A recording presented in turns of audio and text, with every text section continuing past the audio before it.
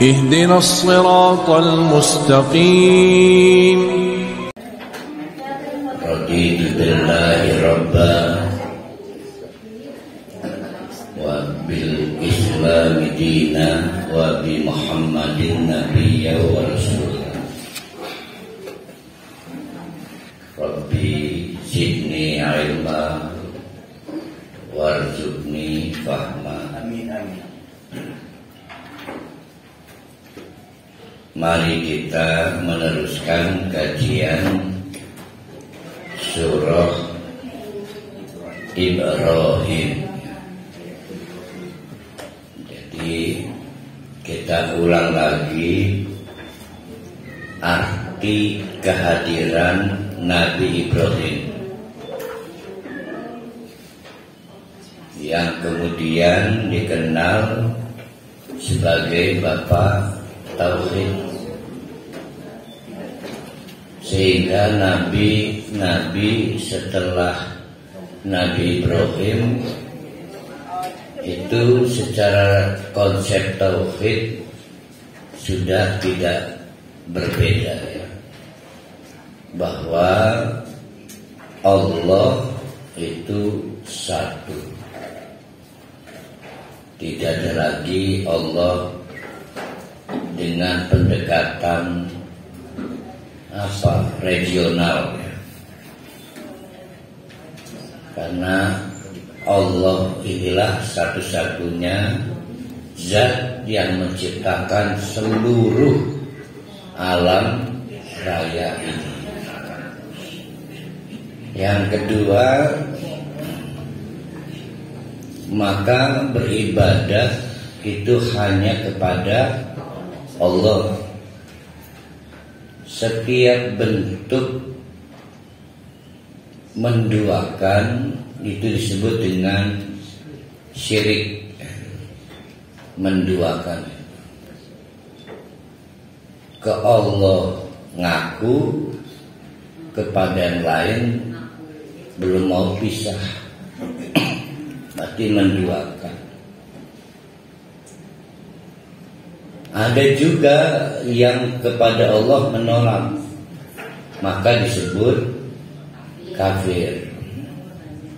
Nah, di pertemuan terakhir kemarin, sepekan yang lalu, digambarkan oleh Allah apa dampak orang yang bertauhid murni, la ilaha illallah, dan bagaimana dengan orang yang tidak bertauhid murni. Yang bertauhid murni itu seperti pohon. Tauhidnya itu berupa akar, menghunjam ke bawah bumi. Semakin dalam, semakin tak tergoyahkan. Batangnya membesar, menunjukkan tauhid itu menyebabkan pertumbuhan batang sehat, ya, berupa amalan.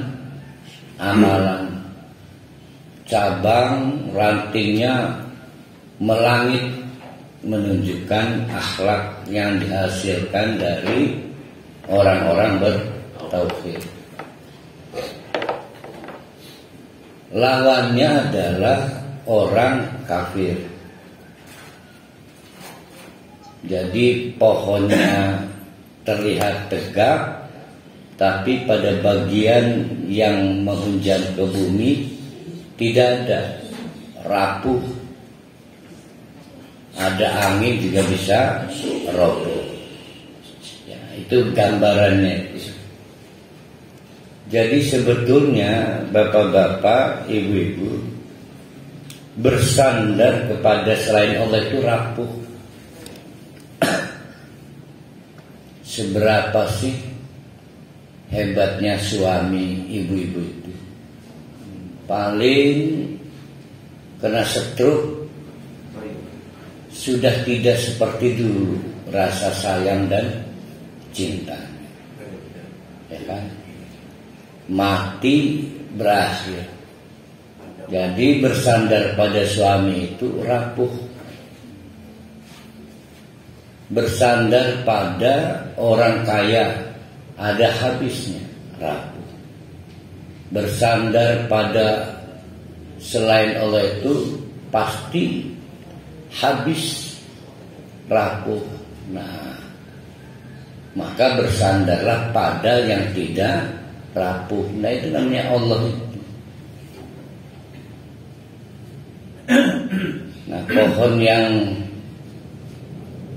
mengakar ke bawah itu digambarkan seperti itu karena bersandar kepada Allah. Giliran suami mati, nggak tanggung jawab, suaminya mati duluan. Berarti istri belum mati-mati kan? Apa harus berakhir sholat tahajudnya? Kan enggak. Karena si istri sholat tahajud karena Allah. Itu namanya enggak rapuh. Tapi ada gara-gara suaminya mati, maka kebiasaan baiknya berakhir. Oh, rupanya waktu suaminya masih hidup rajin tahajud karena suaminya rapuh. Jadi kembalikan semuanya kepada zat yang tidak ada akhirnya, tidak rapuh, namanya Allah. Nah, perkenalan kita dengan Allah itu melalui la ilaha illallah. Sudah kenal, alhamdulillah. Sudah kenal, paham Allah, paham. Nah, cara membuat mengakar itu kekuasaan Allah. Maka kita sering berdoa, Allahumma sabbit qulubana atau qalbi. Karena memang siapa yang bisa membuat mengakar itu hanya Allah. Tapi kita harus tahu, punya ilmu tentang Allah. Itu namanya la ilaha illallah. Nah, itu sampai di situ kan. Maka mari kita teruskan. Allah menegaskan di ayat 27, yusabbitullah. Siapapun yang sudah punya bekal kenal Allah, tahu la ilaha illallah, maka Allah yang memiliki kehendak untuk yusabbitu, membuat tasbih, membuat kekal, mengakar. Apa yang mengakar? Ya, paham la ilaha illallah. Yusabbitullahu alladzina amanu bil qaulis sabiti. Allah akan membuat mengakar kepada orang-orang yang sudah mempercayai tidak ada Tuhan selain Allah dengan bil qaulis sabiti, dengan kemarin sudah kita lihat al qaulis sabit, yaitu la ilaha illallah fil hayati dunia, baik pada waktu di dunia, wa fil akhirati, apalagi di akhirat. Di dunia mengakar, hasilnya di akhirat. Sebaliknya, orang yang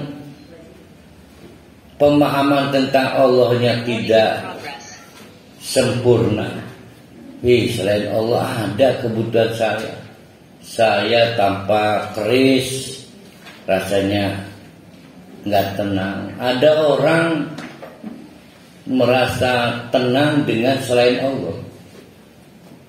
Jadi beriman pada Allah tapi juga butuh selain Allah. Jimat, cincin. Ada nggak yang kekondangan nggak percaya diri bawa istri? Ada.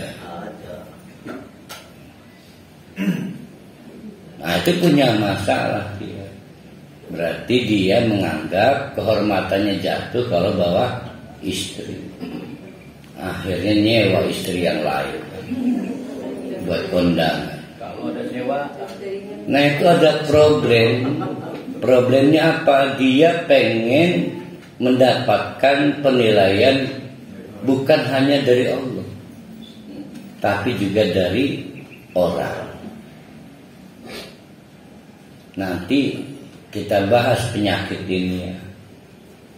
Kalau memang semua tingkah laku kita ingin dinilai orang, maka orang yang ingin kita minta nilai kan sepanjang dia ada di sekitar kita. Pengen dilihat tetangga, sepanjang kita di lingkungan tetangga kita. Pengen dilihat di lingkungan kerja, maka sepanjang kita berada di lingkungan kerja itu. Sepanjang kita hidup doang. Begitu menghadap Allah, kata Allah, kamu gak butuh penilaian saya kan. Berarti kita gak punya nilai apa-apa di akhirat kan. Ya kan logikanya begitu. Nah, kita nyebutnya riya ya. Riya, nyebutnya riya. Nah, orang-orang dengan konsep pikiran seperti itu maka mengerikan. Kata Allah, wa yudillu, maka dibiarkan oleh Allah semakin ketalimbang, sesat. Wa yudillullah adz-dzalimina, orang-orang yang dolim. Bagaimana tidak dolim? Allah dibanding-bandingkan dengan selain Allah. Urusan jangka pendek, urusan dunia dibandingkan dengan urusan jangka panjang, urusan akhirat. Nah, itu orang yang mencampur adukan barang yang tidak apple to apple, namanya dolim. Yang menjadi tragedi, oleh Allah dibiarkan tersesat. Yudillu, dibiarkan tersesat. Kok tega ya Allah begitu ya? Dijawab oleh Allah, wa yaf'alu, Allah melakukan ma yasha, sekesedih, suka-suka Allah. Kok bisa? Karena kita juga suka-suka kita waktu menghadap Allah. Kata Allah, saya tidak mau diduakan. Ternyata kita suka-suka kita menduakan Allah. Maka kata Allah, wa yaf'alullah ma yasha, suka-suka saya juga melakukan apapun yang saya mau. Di antara yang dikehendaki Allah adalah membiarkan orang tersesat dengan satu kekafirannya, dua kemusyrikannya. Nah, itu untuk menegaskan kenapa ada orang begitu musyrik tambah sulit keluar ya.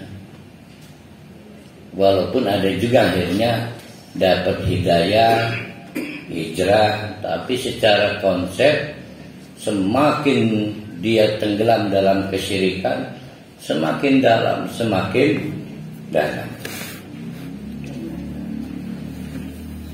Alam taro, apakah hai Muhammad tidak kamu lihat, tapi melihatnya dengan ru'yatun, ro'a ru'yatun, dengan pengamatan. Kalau perlu minjem teleskop punya BRIN ya kan, alam taro kan. Alam taro, apakah kamu tidak melakukan pengamatan? Taro itu masdarnya ru'yah. Ilal ladina, kepada orang-orang yang baddalu, melakukan pertukaran, menukar ni'matallahi kufron, menukar nikmat Allah dengan kekafiran. Sudah dikasih enak, malah pilih nggak enak. Pernah lihat nggak orang begitu? Apa contoh? Nah, yaitu sudah dikasih iman malah kafir. Murtad. Macam-macam. Nah, kita pinjam dulu nih ya. Dikasih iman kafir. Kita ini ayat berapa ininya nih? 28. Kita pindah sejenak ke An-Nur.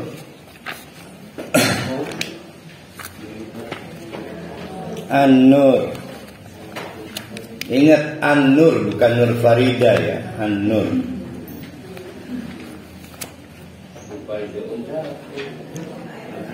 Nur Farida. Kan iman.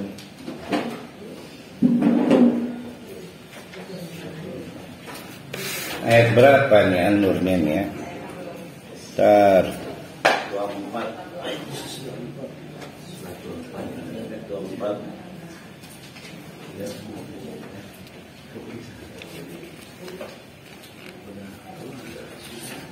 Nah, saya nyari ayatnya dulu nih.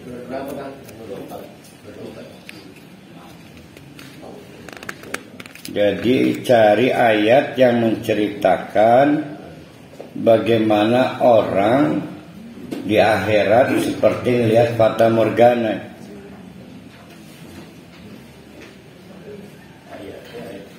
Nah itu aku lagi diganti.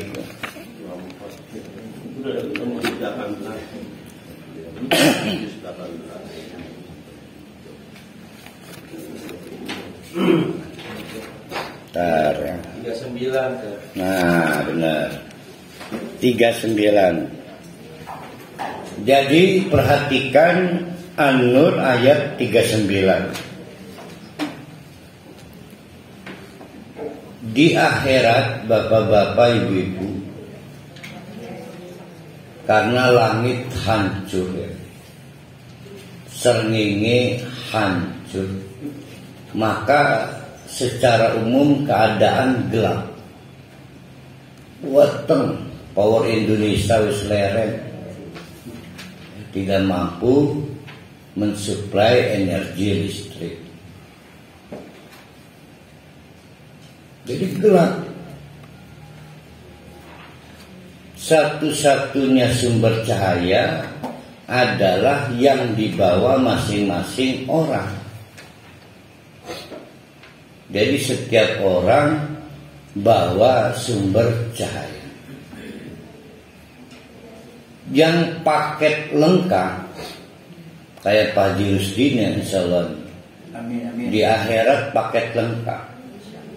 Yaitu 2 cahaya. 1 senter di dada.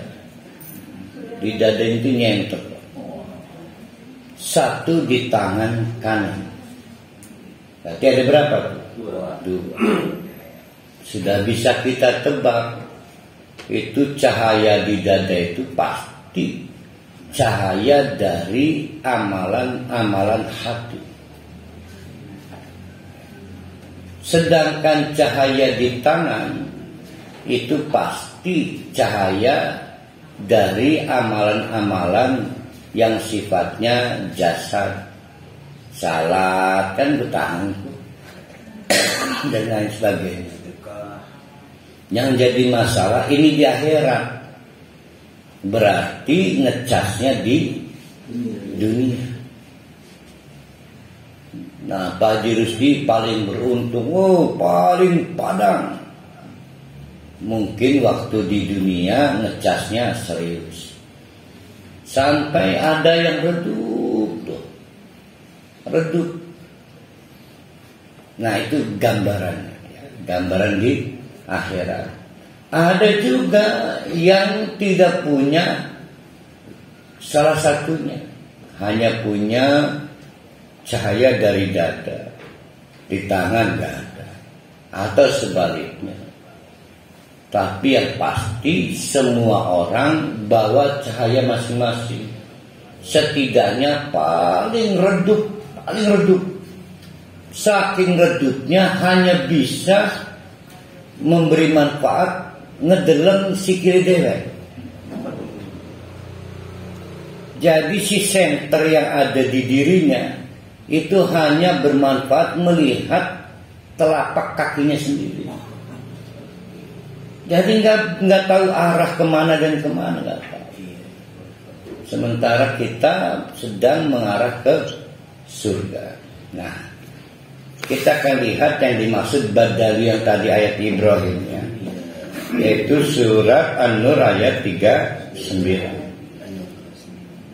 Oh, jadi dari 38 Pak Tata, bukan 39 ya. Bentar. Yang Fata Morgananya, oh ya benar, 39.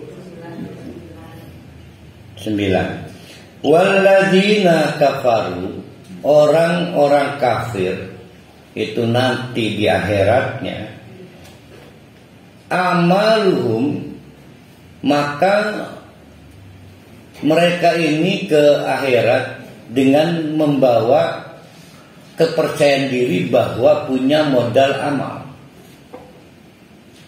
Ingat, di akhirat oleh Allah divonis kafir, padahal waktu mati merasa ibadah. Ini ceritanya. Kan ini lihatnya. Walladzina kafaru, orang-orang yang divonis kafir oleh Allah di akhirat. Divonis kafir. Nanti belum tentu kafir di dunianya. Padahal waktu di dunia amaluhum, amal-amalnya itu saking haus panas. Berarti keadaan malam apa siang nih di akhirat ini? Panas siang. Nah, siang. Panas, terang benderang lagi siang. Itu di dataran melihat kasarobin, kayak genangan air. Kita nyebutnya fata morgana. Kasarobi bikiatin, seperti hamparan air. Yahsabuhu dam'anu ma'an, dipikirnya ada air yang bisa dikonsumsi. Akhirnya dengan perasaan girang, banyak. Akhirnya jalan. Hatta idza ja'ahu, begitu diparangi, didatangi, ternyata tidak ada air. Yang diketemukan adalah Allah lagi nonggoni. Paham gak ini? Wah, amalnya banyak waktu di dunia, tapi bukan untuk Allah amalnya. Menarik. Kita ulangin ya. Hatta idza ja'ahu, begitu sampai di titik yang dipikirnya air itu, lam yajidhu syai'an, ternyata fata morgana tadi itu, sehingga tidak ada air yang bisa didapat. Malah wa wajadallaha indahu, ada Allah lagi menunggu dirinya. Fawaffahu hisabahu, maka dipercepat penyelesaian hisabnya. Kata Allah, amalmu sia-sia, karena ternyata waktu beramal di dunia bukan mencari Allah. Menarik kan? Wallahu sari'ul hisab. Jadi dipikirnya dia akan dapat surga, padahal sia-sia. Satu ya. Itu cerita pada waktu terang. Al-kadulumatin, sekarang cerita waktu gelap gulita. Diilustrasikan ada burohaya dimasukkan ke dalam laut. Ini burohaya dibuang ke jalan, buang bangkir tuh.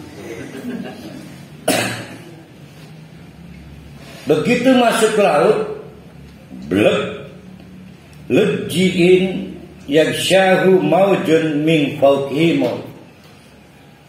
Ditimpa lagi dengan air, ditimpa lagi dengan air, bertumpuk-tumpuk ombak semakin dalam, semakin ke bawah, semakin gelap. Ya. Padahal di atas laut, di atas air laut itu sedang terang benderang. Awan bergantung di atasnya. Ya. Tapi apa daya, dia ada di dasar lautan. Dulumatun ba'duha fauqa ba'din, dia ada di antara kegelapan, berbagai kegelapan.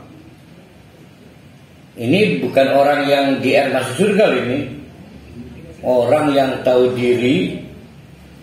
Lah saya maafes lah. Gimana saya mudah. Tahu diri lah masuk neraka. Lah mungkin level 2. Tambah lagi level 3. Tambah lagi level 4. Kita lihat ya. Yang mensyarkan di sini. Idza akhraja yadahu. Ini kalimat pendeknya menarik. Idza akhraja yadahu. Kalau saja dia keluarkan tangannya,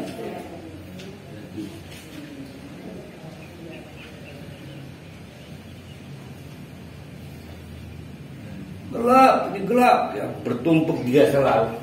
Kalau saja dia keluarkan tangannya ke atas, maka lam ya kadu lam yakad jaroha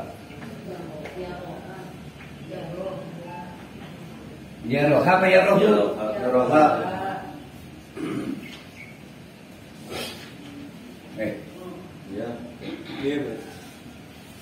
Nah, lam yakad ini artinya hampir. Hampir saja tidak dapat dilihatnya. Berarti terlihat enggak? Bisa mengilustrasikan gini.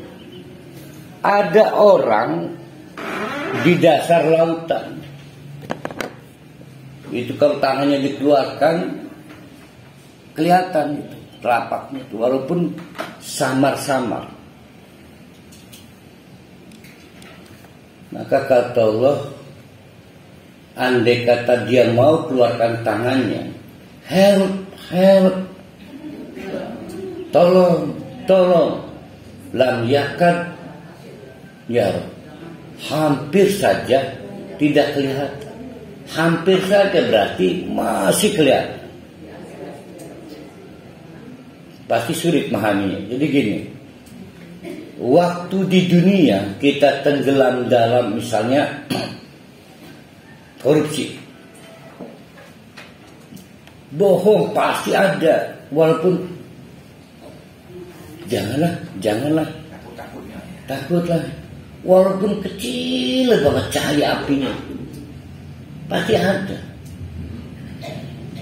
Nah itu yang dimaksud, andai kata dia mau tangannya gini kan, itu ada walaupun samar-samar. Itulah nikmat Allah, namanya iman itu. Itu nikmat Allah. Jadi tidak ada satupun manusia yang tidak tersisa cahayanya. Penjahat sekali pasti ada. Dan itulah nikmat Allah.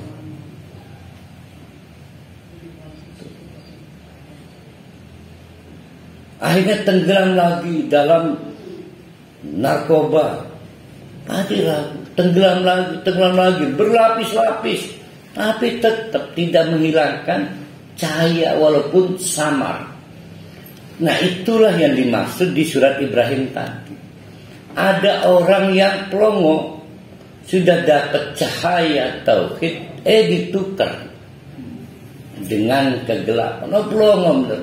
Kalau dia tahu suasana ngeri di akhirat, dia pasti butuh cahaya itu.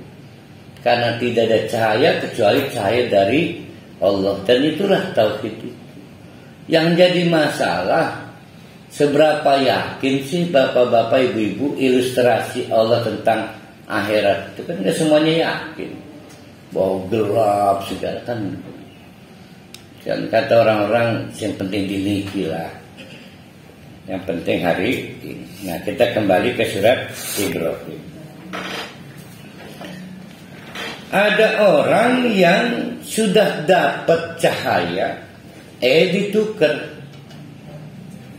Alam taro, tidakkah engkau coba amati ilal ladina, kepada orang-orang badalu, yang menukar nikmat Allah.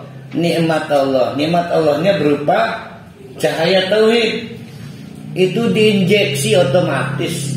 Ya, setiap orang cerot lahir sudah bawa itu cahaya tauhid.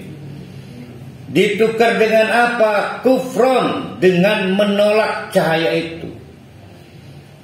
Wa ahallu qaumahum, bahkan tidak cukup mengorbankan dirinya sendiri, juga wa ahallu, dia giring qaumahum, masyarakatnya, dia cari follower ke Darul Bawari, ke kampung yang membinasakan, maksudnya neraka jahanam. Jadi ada orang sudah menolak cahaya tauhid, rugi dirinya, juga cari pengikut, ya, istrinya, tetangganya, temannya. Kemana? Jahannama yaslauna, ke destinasi neraka jahanam. Lucu, yaslauna itu silaturahmi. Berarti apa itu? Terkoneksi, terhubung. Ada orang yang hidupnya dikoneksikan ke neraka jahanam. Masih urip tapi membangun frekuensi dengan neraka. Mungkin bikin kali kantor perwakilan kan ya, neraka. Itu disebut dengan yaslauna. Jadi seolah-olah dia di zona nyaman dengan perilaku maksiat. Padahal api itu panas. Kalau kita lihat api kan digedor, pasti kerefleks kan. Ini mah daya refleksnya mulai dikikis sehingga api makin gak panas begitu. Nah, itu disebut dengan yaslauna, mengkoneksikan dirinya dengan neraka jahanam. Wa bi'sal masir, padahal neraka jahanam itu wa bi'sal qarar, padahal neraka jahanam itu adalah seburuk-buruk al-qarar. Apa al-qarar itu coba? Ikrar. Apa ikrar? Ikrar, pernyataan yang tidak berubah-ubah. Saya bersumpah sebagai PNS akan ABC. Udah ABC terus tuh, tidak akan berubah. Nah, pernyataannya disebut pernyataan ikrar, qarar, tempat yang tidak berubah-ubah. Itu bi'sal qarar. Jadi sama dengan ikrar. Nah, cuma di bahasa Indonesia jadi ikrar, ya. Padahal ikrar.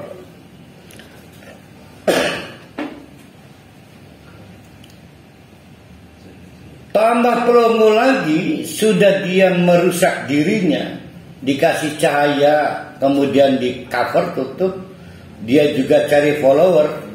Lebih dari itu, waja'alu, orang-orang ini menjadikan lillahi, bagi Allah, anda dan kompetitor dengan tujuan liudillu an sabilihi, agar follower-followernya itu tersesat dari jalan Allah. Misalnya dengan cara memberikan kemudahan finance. Udahlah, kalau kamu kaku Kamu nggak bisa, kamu menyelesaikan rehab rumah. Ini anak mau operasi mendadak, udahlah pakai riba aja. Ini ada dana murah katanya. Nah itu namanya, ya ini pekerjaan orang-orang ini. Wa ja'alu lillahi andadan liyudillu an sabil. Jadi dia, ada orang-orang yang memang spesialis membuat orang nggak perlu datang ke Allah. Dan nggak usah ke Allah, ada ini dukun, tenang aja dukun. Ada bandar, ada. Jadi akhirnya orang nggak pernah ketemu ke Allah karena dicegat terus. Ya. Punya backup, punya pengacara, punya dukun, punya bangkir dan sebagainya. Nah itu disebut dengan anda dan liudillu an sabili. Akhirnya terjualah tanah 140-an sampai batas waktu tempur balik. Nah disita kita tanahnya. Jadi di kampung-kampung kita Pak Malaysia, bohir-bohir gitu tuh ada. Nggak gampang loh mencari uang cash. Lamun matinya jam 1 begini, kan jam 2 sudah ada uang cash. Dokternya bayar tuh karena salah kan. Enak baik alami, tidak ada makan siang gratis. Narangnya agunan gade-gade lah bohir itu mah bokir.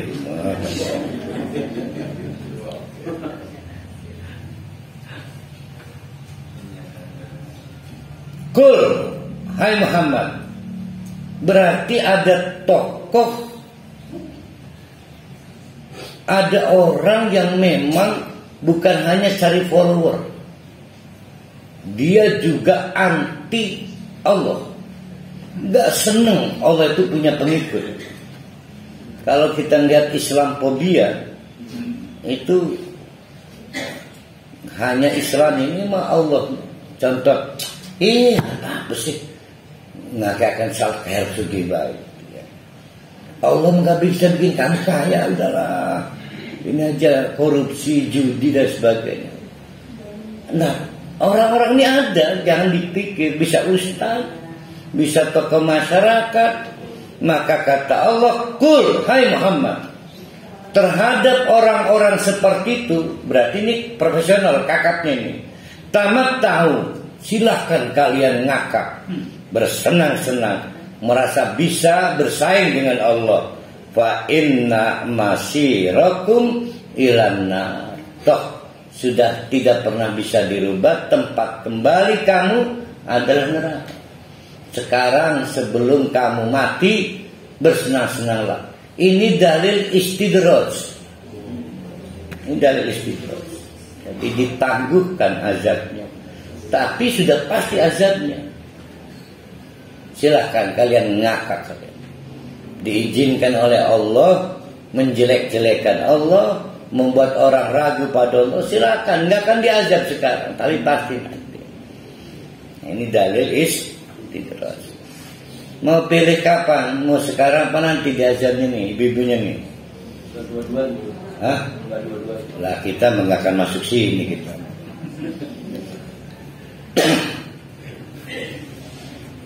Ada nggak ya orang kayak gitu ya? Bagus pertanyaan, jawabannya banyak. Dan kita sering ketipu karena ternyata dia ustaz.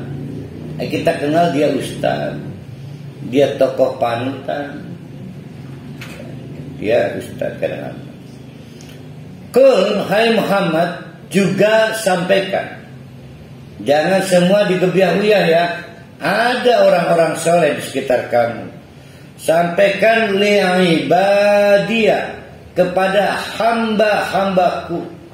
Sudah pakai ku aja sebenarnya udah bagus. Pasti pilihan Allah ini kan. Masih ditambah itu tuh alladzina amanu. Mereka itu orang-orang yang beriman. Supaya apa? Supaya konsisten yuqimunas sholat, Ayuqimus sholat wa yunfiku, konsisten. Dua modal aja dipertahankan. Satu, menegakkan sholat. Dua, berinfak. Sampaikan, selama orang itu konsisten menegakkan sholat dan konsisten infak, maka orang-orang ini dijamin tidak akan jadi korban si pelongo-pelongo tadi itu, yang bohir-bohir tadi.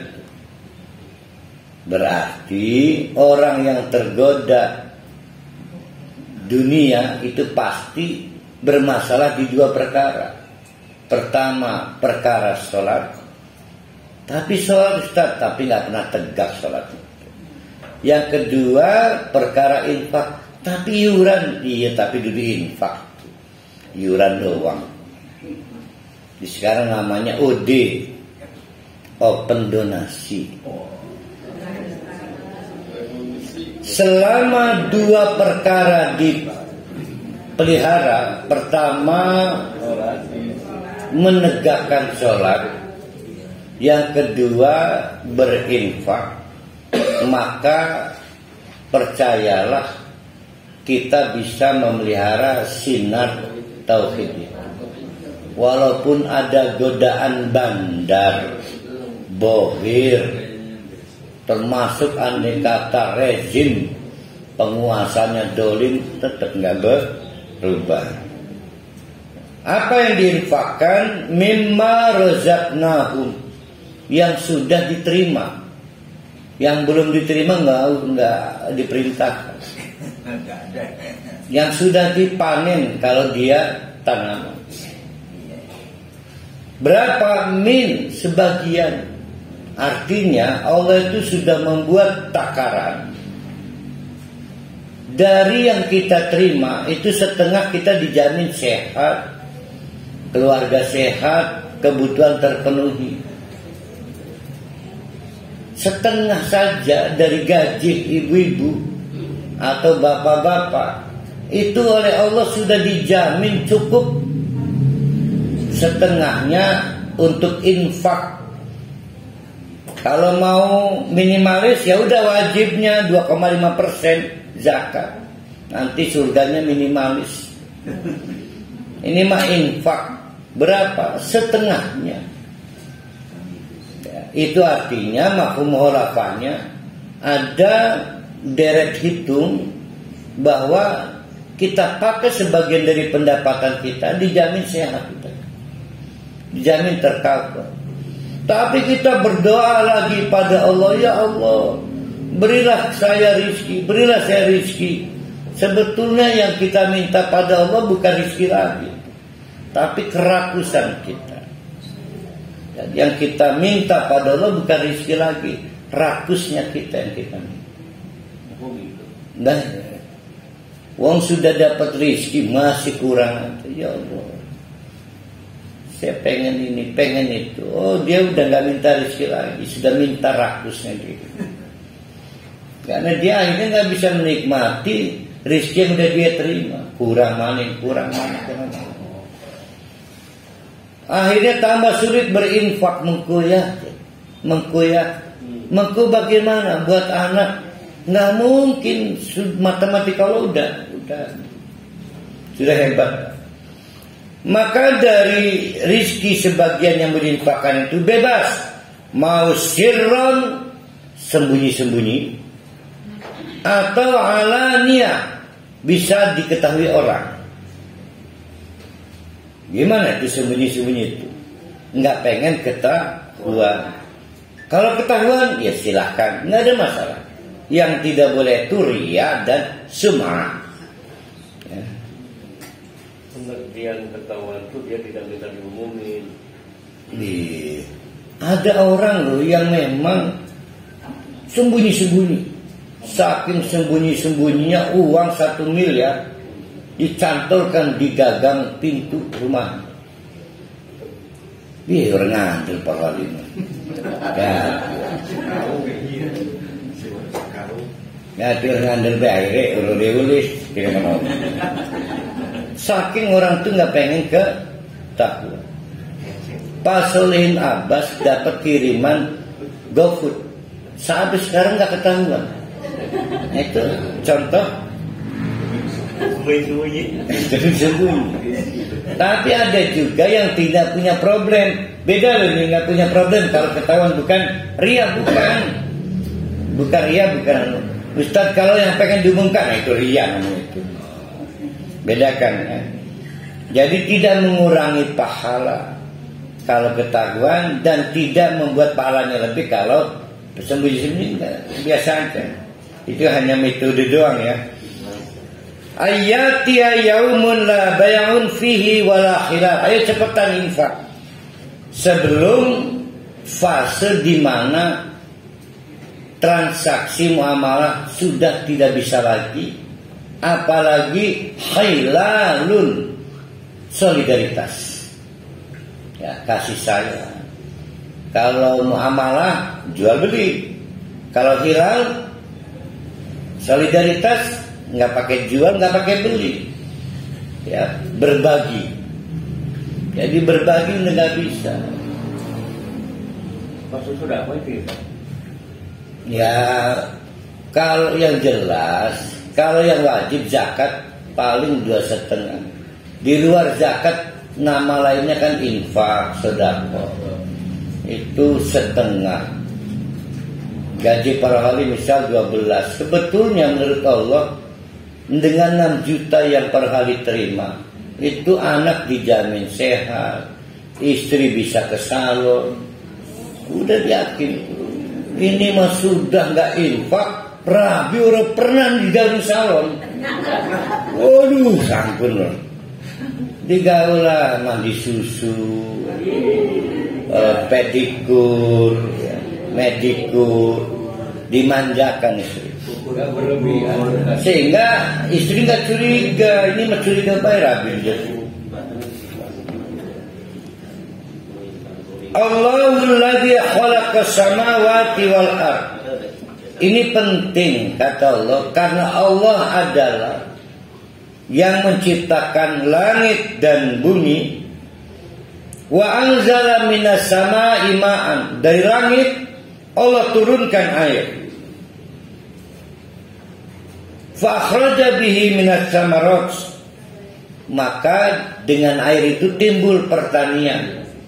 Rizqun lakum, lalu dikonversi jadi penghasilan. Rizqun jadi rizki. Semua konsepnya dari air.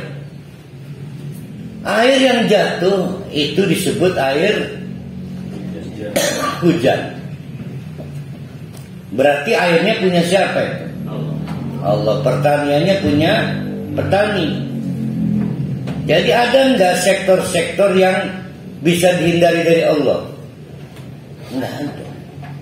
Karena airnya milik Allah. Hukum air 3.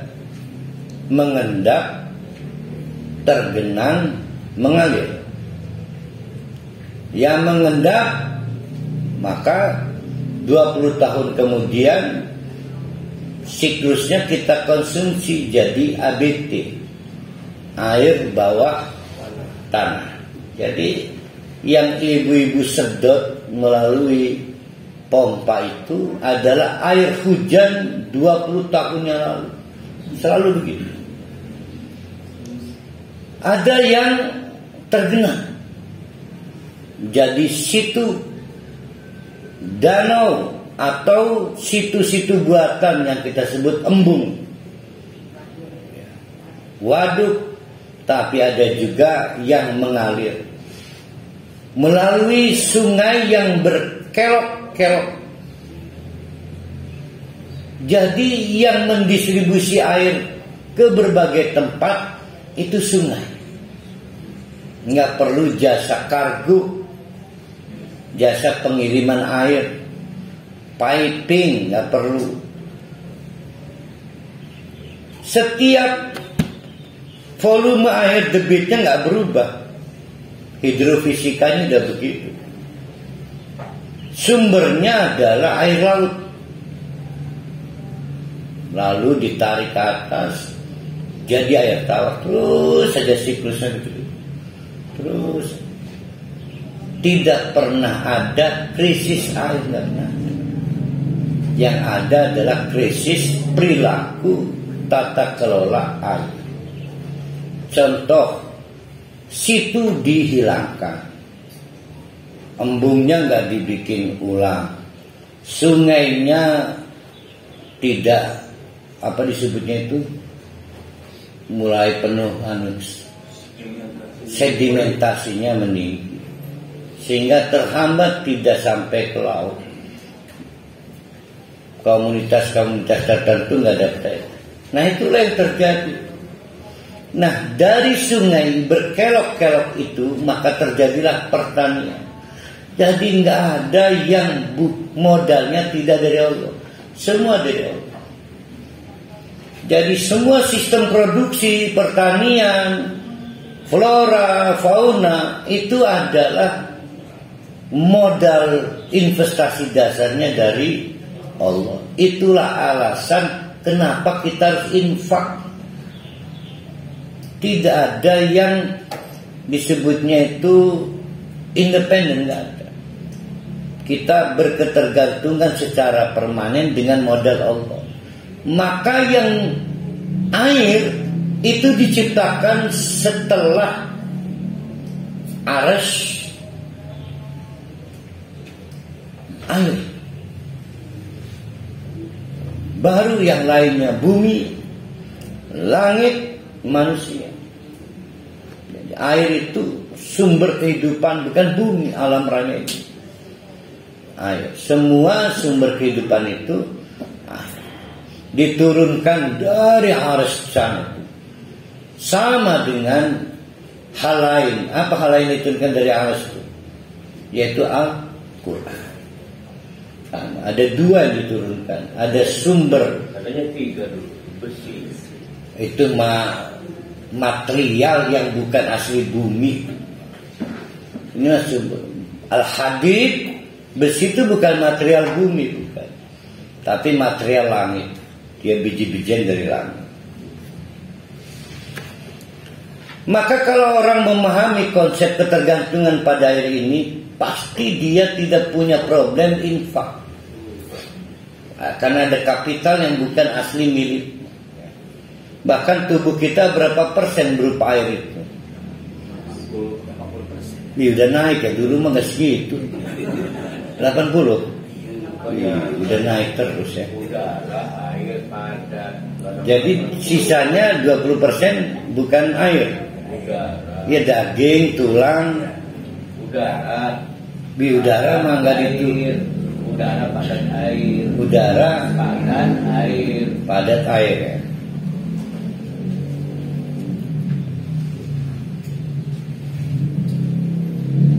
Wa sakhkhara lakumul fulka.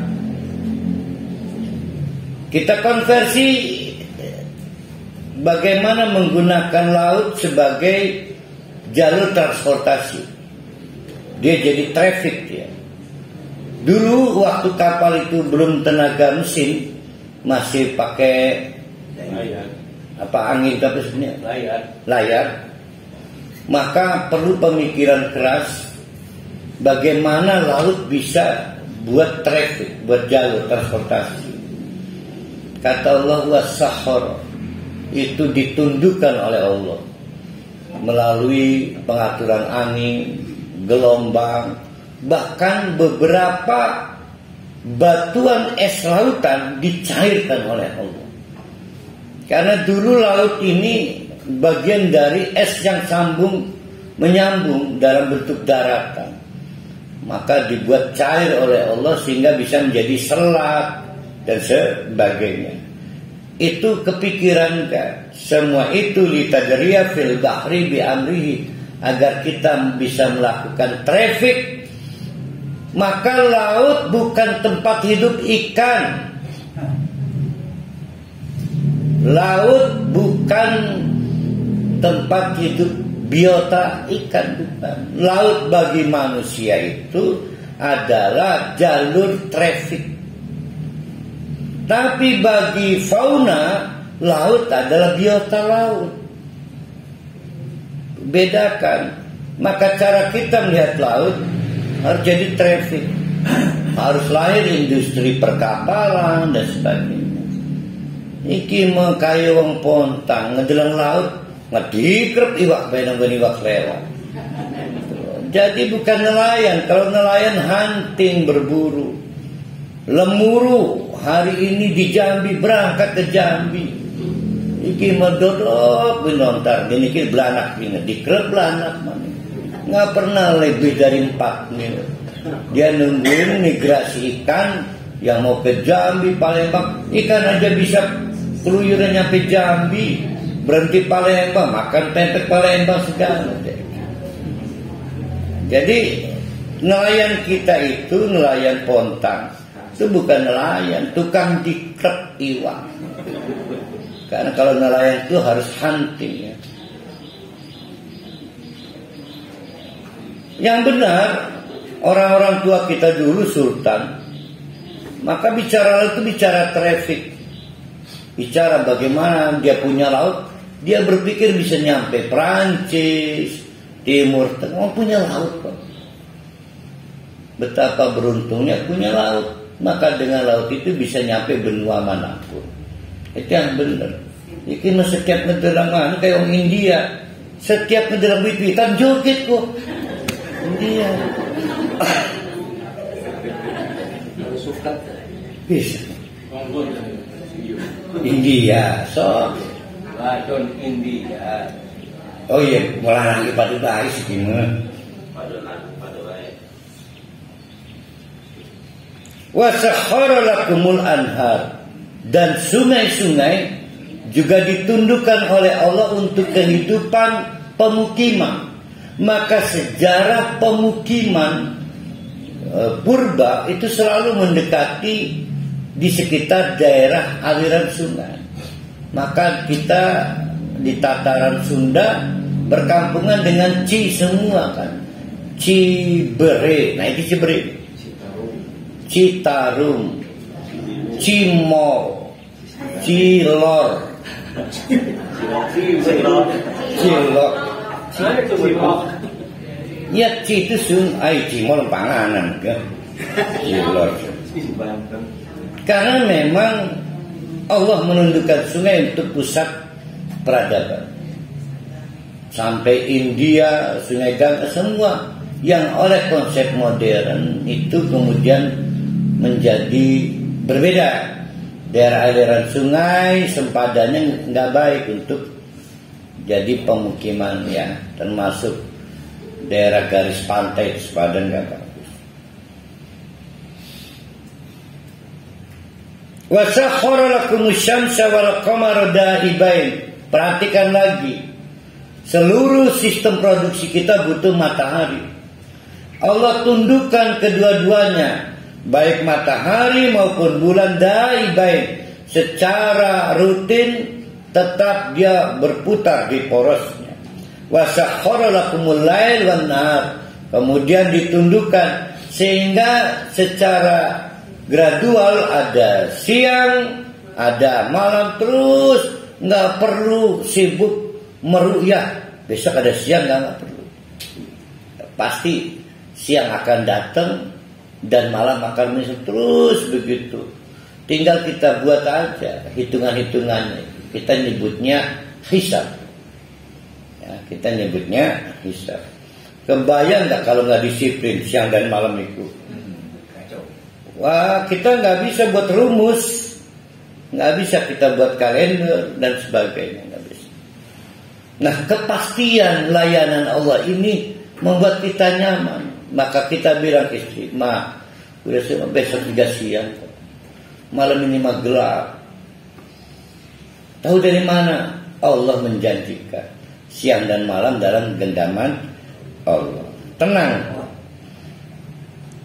Jadi bapak-bapak, ibu-ibu, sulit kita menghindar dari Allah. Sulit. Pertanyaannya, kenapa kita sulit mengeluarkan milik Allah? Rezeki yang ibu-ibu terima, bapak-bapak terima, itu sebetulnya konsep bahasa yang paling pas, dipusakakan. kepada kita, dipusakakan, dikuasakan. Karena kita itu tidak sempurna memilikinya. Gaji kita, hasil tani kita, ada beberapa modal kita belum bayar royalti pada Allah. Ya kan belum bayar kan? Ada matahari, ada air, ada udara, angin yang membantu perpindahan serbuk putih segala itu istilahnya. Nah, kita nggak bayar. Sekarang kenapa bingung kalau Allah sini saya minta setengah infak. Selalu saja Ustaz, bayar SPP, bayar padahal kebutuhan rumah tangga kita itu dibatasi setengah doang. Dibatasi setengah. Kalau lebih dari setengah, maka yang kita pakai kerakusan kita. Bahkan kalau kita masih lagi minta pada Allah, yang kita minta bukan kebutuhan kita, tapi kerakusan kita. Hanya menyiksa doang. Ya. Hanya yang hendak Pak Haji Rusdin ya. Enak bebannya sedikit. Pajak mobil nggak bayar kan? Nggak bayar, nggak punya mobil. Enak hidupnya Pak Yusuf. Pajak restoran juga enggak. Pajak restoran enggak? Enggak punya restoran. Jadi enak hidupnya. Rumah juga enggak bayar sewanya. Dijamin oleh bayar pada Allah infak itu. Bayar pada Allah. Kalau Allah mau dirobohkan sama Allah. Iya. Dibiarkan oleh Allah tetap tegak. Jadi keluarkan infak itu dan peliharalah tegaknya sholat. Ini Allah lagi menjelaskan kita ini apa masalahnya nggak mau sholat dan nggak mau infak apa. Nah sebagai penutup ini ya ayat wa takum min kulli ma sa'altumuhu, dan sadarilah oleh bapak-bapak ibu-ibu Allah datangkan masa'altumu, apa aja yang kita minta. Apa aja yang kita minta itu didatangkan. Uang yang tidak kita minta jadi kasih. Contoh oksigen. Pernah minta enggak? Oksigen. Udara, matahari, bulan, air, nggak minta dikasih. Apalagi cuma permintaan bapak-bapak ibu-ibu, nggak akan ada yang gede, nggak ada yang minta sungai kan? Pati kecil. Maka kata Allah, wa takum, jangan khawatir. Minta apa? Kereta, didatangkan kereta. Tapi coba cek lagi yang kita minta itu kebutuhan kita atau keserakahan kita. Kalau yang kita minta pada Allah keserakahan kita, rasanya nggak akan didatangkan pada Allah. Tapi kalau yang kita minta itu, ya Allah berikanlah sakinah pada ibadahku. Ya Allah berikanlah istiqomah pada tauhidku. Ya Allah berikanlah rizki sehingga istriku tidak teraniaya, anak-anakku bisa tumbuh sehat. Maka semua itu adalah menjadi bagian yang akan diberikan Allah. Lebih dari itu keserakahan kita. Tidak tambah menghitung hari. Udah 2 bulan Allah belum ngirim aja permintaan saya. Dia tersiksa terus karena yang diminta keserakahannya. Wa in ta'uddu, coba pikir, hitung deh, hitung nikmat Allah yang sudah diterima, nikmat Allah itu la tuhsuha, maka pasti error.